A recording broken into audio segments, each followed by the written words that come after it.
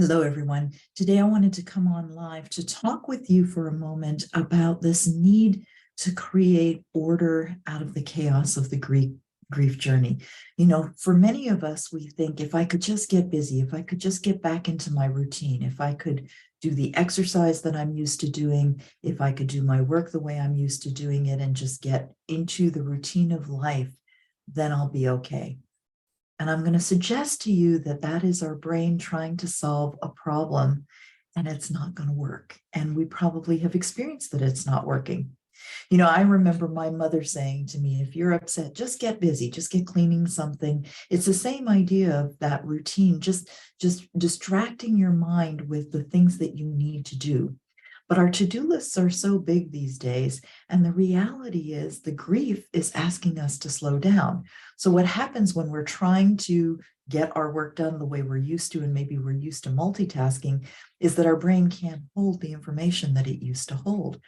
That's a natural symptom of grief, is that our brain is working on another problem. In fact, the way to think about it is if you think about your computer and the way your computer works through problems, but if it suddenly got a program that it's downloading that's taking its attention in the back door and you don't see that it's running that program, you don't understand why your computer's moving so much slower. Well, your brain is the computer that is moving slower because it's working on a fundamental problem in the background. It's working on the problem of where are they now, where are they now, where are they now? And that's not a problem to be solved. This is the grief journey. And so we need to slow down to give our brain the time to relax and discover this. And it's not always possible in our day and age to slow down life around us. We still need to go back to work, and our colleagues and maybe even ourselves, we're saying to ourselves, when am I going to get back to the person I was before? When am I going to be able to do this again? Well, there's good news and bad news in this. The bad news is you will never get back to the person you were, because grief will fundamentally change you.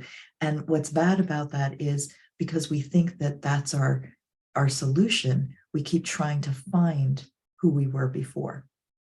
The good news is we are going to come back better and stronger when we do the healing journey, which is grief. Grief is a healing journey. The process of grief, the journey of grief, is meant to heal.